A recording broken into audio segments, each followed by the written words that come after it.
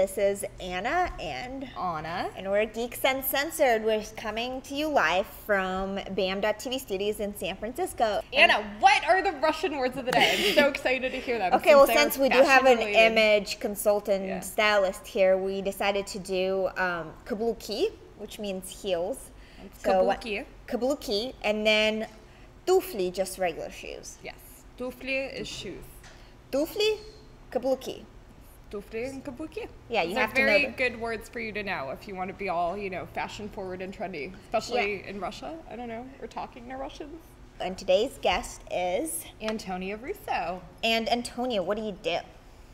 I'm an image coach and wardrobe consultant. The last couple months, we figured we'd switch it up a little bit today and have a fashion segment, but we're going to kind of tie it in and make it really relevant to you guys. So yeah, I'm totally honored, by the way. Yeah, we're so excited to have you on. So, Antonia, why don't you very quickly tell us what exactly a image consultant or stylist does? Sure.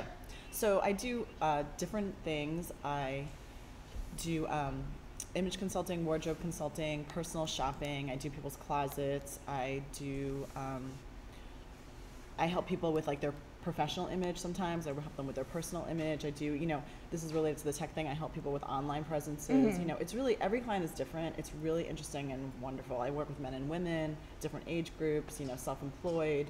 I work with some performers, so it's kind of like all across the board. Okay, very interesting. Yeah. And you came from New York, is that correct? Yep. Okay. And how did you end up at San Francisco? Yeah. Because it's not as exciting as New York. It's a very long, uninteresting story. Why don't you share it with us? Really, I'm bi-coastal. I go back and forth a lot. Oh, okay. Which is actually one of the things that we talked about. We Yeah. bonded about when we met. So Definitely. So what's going on kind of in fashion right now? Like what's hot?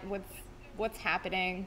Where do you see it going for the next season? That kind of stuff, especially for maybe business professionals, just to make it relevant to our audience today. Well, I think it's really interesting because I think that the industry, like from a financial perspective, has taken a big hit in the past couple of years because of this economic downturn. But then again, I think people are also getting more interested in fashion. It's kind of this weird dichotomy because everybody I talk to is always intrigued with what I do, and they always want to talk about, what do you think of this and what do you think of that? And it just seems like it's getting hotter. Yeah. Trends, there's so much going on, and I think we are trending toward being a little dressier. And I think girls are like, they want to wear heels and stuff like that, I got you. Yeah, and what about fashion bloggers? Do you think they have affected what's going on with fashion now? Absolutely. And I think the celebrity culture too has just incredibly affected. Exactly. So what's hot for spring? I know that bright colors coming back in, and also skin, skin prints and skin bags and things. Is there anything else? Yeah, animal prints are. Yeah, they're still in. I love animal prints. I think that's exciting. And what's like the number one item that you're looking forward to for spring? Not for myself, but for some of my clients. Actually, shorter heels are coming back, which is going to be really interesting. Yeah. Because I think we've gotten as kitten high heels. as we can go. Exactly. So now it's like kitten heels are back. So I think it's going to be good, especially for tall women who don't want to be towering over everybody that they meet. Well, plus you can't walk around. I tried to wear a pair of Christian Louboutin heels for a day, and dude, my back was hurting. You just can't wear those things all day. No, especially I think living in the city or New York. San Francisco, the heels are like this. You Yeah. can't really walk up So streets and really heels. So yeah, I think that's great that they're coming back. What about men's shoes? Can we talk about men's shoes for a minute? Do you have some expertise when it comes to men's shoes? Because I know I do a lot of people watching sitting at cafes in the city when I'm working because I don't like being cooped up in my home office. And guys wear the weirdest shoes. And they wear Birkenstocks, and they wear flip-flops during. Yes. What is the deal with you men? Love you all, but wearing flip-flops to work in the city. I just don't want to see hairy feet. I just don't want to see that. That's just not really attractive.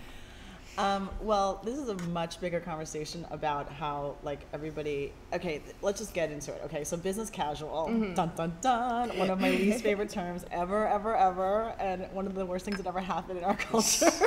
And it's like I said, it's a really big conversation. So we'll go back and forth. How did it happen? How did business casual come about? Let's start with that. Okay, so a lot of people blame it on Silicon Valley, but actually, interestingly, I've been doing some research and I found out that it started in the late 50s Oh, okay. when after the industrial, everybody was working in factories and everything, and people started working, it was the white collar, whatever, and they wanted to make people feel, it was sort of like a trend or a gimmick or whatever to make people feel more comfortable in the workplace.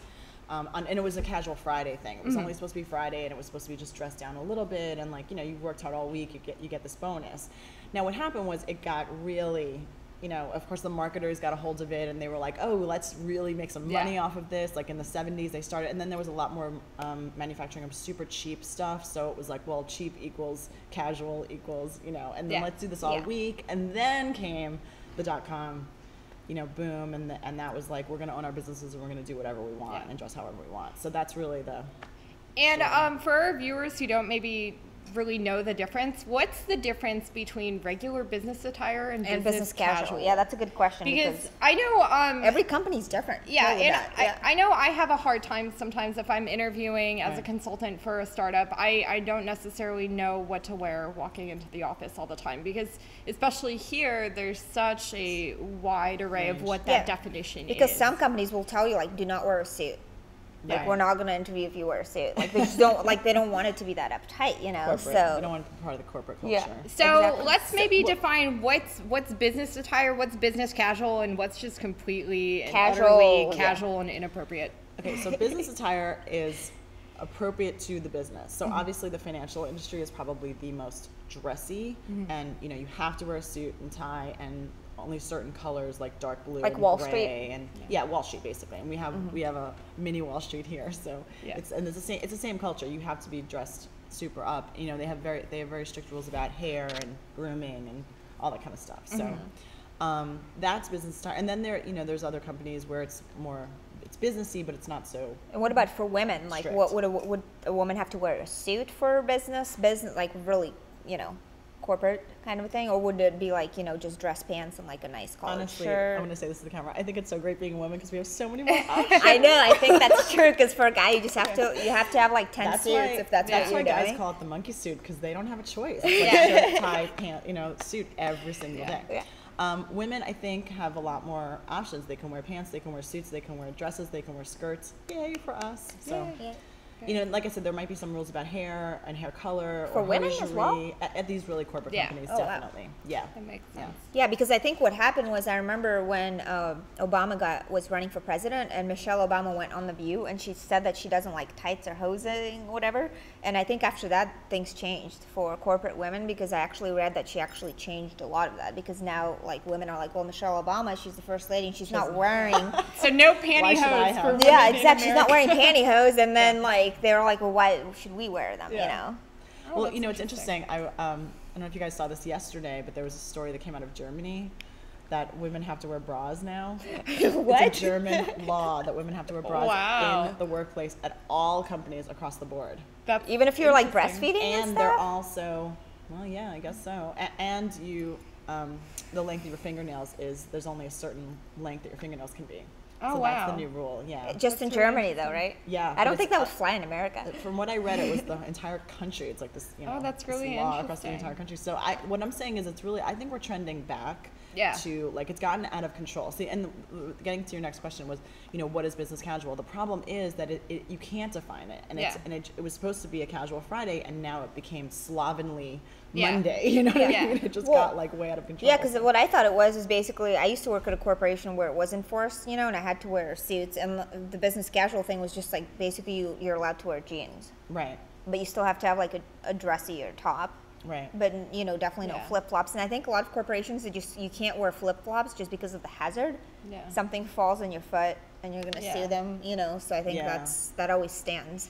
So is there maybe a set of clothing that's still just inappropriate for the corporate workplace, like flip-flops? Is there other items that really kind of fall under that? I would say flip-flops and Crocs. Oh, my Lord. One of the banes of my A existence. lot of, it seems like a lot of startup people love Crocs. Yeah. Because they're cheap and there's a lot of different colors. And they're so comfortable, right? I've never tried a pair I've tried them on, and I don't think they're comfortable. Really? Like, I don't think they are. I like Ugg.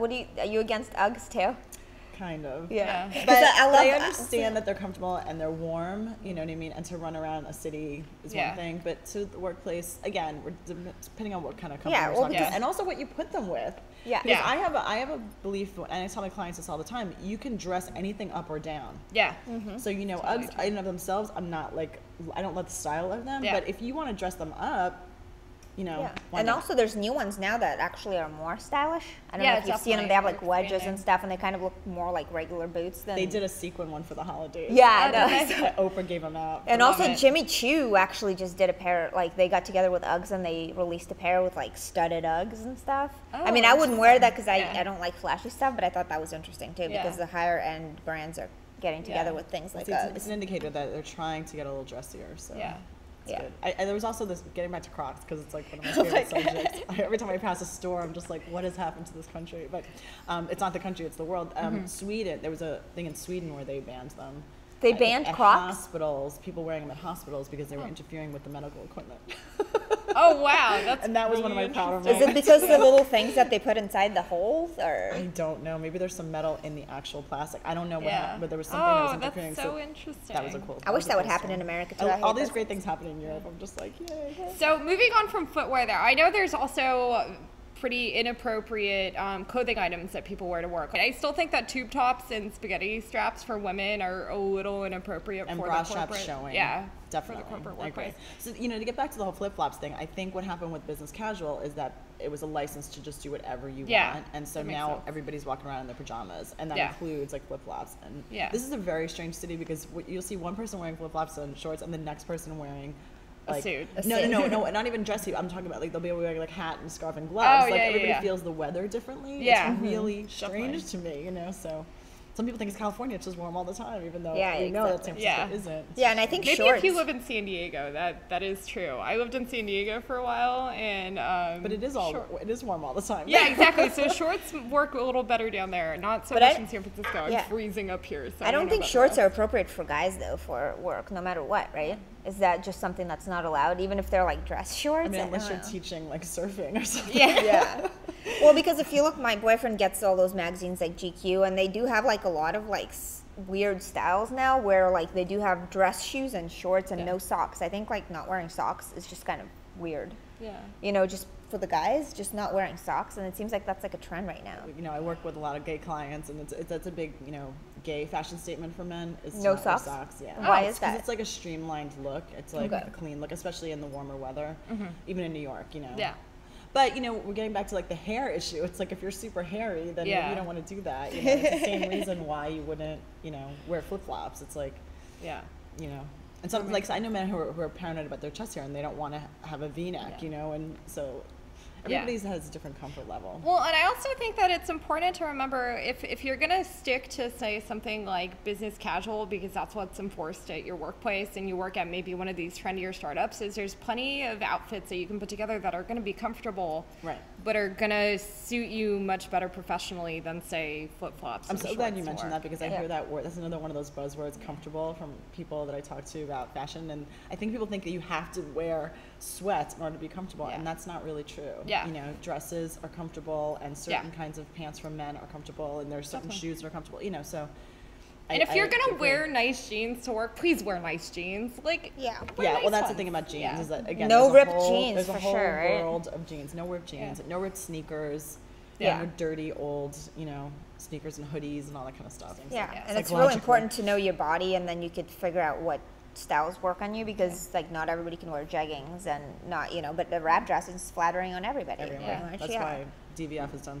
Yeah, I so know. I well. love DF. I'm definitely part of that breed of women in the United States that has a really hard time finding jeans that fit. So I'm Right. constantly in either leggings True and Religion tops. jeans. Oh yeah, that's what you like. I'm a big fan of True Religion. That is definitely true. I think don't they're know. flattering on everybody. Yeah, I don't know what they do with their jeans, and I mean they're definitely like way more expensive than your regular Way. pair of Levi's. But times. I'm 5'8" and I'm curvy, and it's like they were stitched just for my figure. It's amazing. But yeah, I've had lots of success with True Religion. I know that it definitely does make a difference to buy kind of higher fashion jeans, because I do believe that they're made better. Definitely. So. Do you believe in that about jeans, Absolutely. like that? Yeah. Levi's versus True Religion. True Religion are gonna last longer. I mean, there's things that are classics. Like Yeah. Levi's are just a classic, and if you can find the right fit and they work, and they work for your style, great. Yeah. There's a place in a wardrobe for Levi's, Yeah. but definitely higher fashion. Yeah. AGs are some of my favorites. Yeah. So Yeah, like I don't want to great get too into this for people that are Yeah, like yeah, fashion people. yeah. But what I always say to people is jeans are a really tough thing because their bodies are all Yeah. so different. Is go to the store, try on a bunch of different designers and see what works. And I think that goes for men as well. I know I have tons of guy friends who can't find jeans that work for them. So I would say go to maybe 5 or 6 different stores and try on a couple pairs from their different lines. Yeah, or go to Nordstrom's or Bloomingdale's and just try. They have like 20 different designers. Yeah, like 7 jeans. You gotta put the time in though and find it. You know, because people always come to me and go, "What should I wear?" And I'm like, "I have no idea. You gotta, you know, I can make some recommendations, but I can't swear that Joe's is gonna be good or 7 is gonna be good or you know." Yeah, exactly. It's a tough thing. And so why don't we go back to technology and fashion, and how has technology influenced fashion in the last 5 to 10 years? What would you say? Well, as we talked about, it totally ruined it. Yeah. No. You know, like all the sample sales, like Gilt, you know, and Hot Look, and you know all the other like Rue La La. You know, do you think that's good for fashion? Do you think that's bad? Because I think there's always good and bad and everything, and the tech world has sort of made it more accessible. Fashion's more accessible because, you know, every store has a website and like you said, there's now these sample sales online and everything. And it used to be like you had to know someone or be on a mailing list or be on, you know, the inner circle or whatever. So that's a good thing, you know. Unfortunately, like I said, a lot of people are just taking it like, well, we can just wear whatever we want all the time, you know. Yeah, and also like during Fashion Week, I read a lot of articles when it was going on, and like Burberry did a show where people could just purchase things on their iPads like as the show was going on. You know, so now you don't really have to like wait, and it's not as exclusive, I think, to buy all those things, because if you have the money, you could just buy it right away. Because before, you had to, if you like a piece, you probably had to like be on a waiting list for it. Right. You know, like if you like something off the runway, but now it's just like so much more accessible, and. That's good for the designers too. No, I think they're making money, but I think it's probably good for the bigger designers, but it's harder to break out to be a designer now because of all the shows and things. It's like kind of not as authentic. That's just my opinion. Yeah, it used to be a smaller pool of people. Yeah. So do you use any of the kind of cool new sales sites that have come out, like Rue La La? Yeah, I use Gilt and what's the other one? I can't remember. But I use a few. I'm on their mailing list and I get a lot. What, you know, I don't know if you've heard of the new one. It's called the Outnet.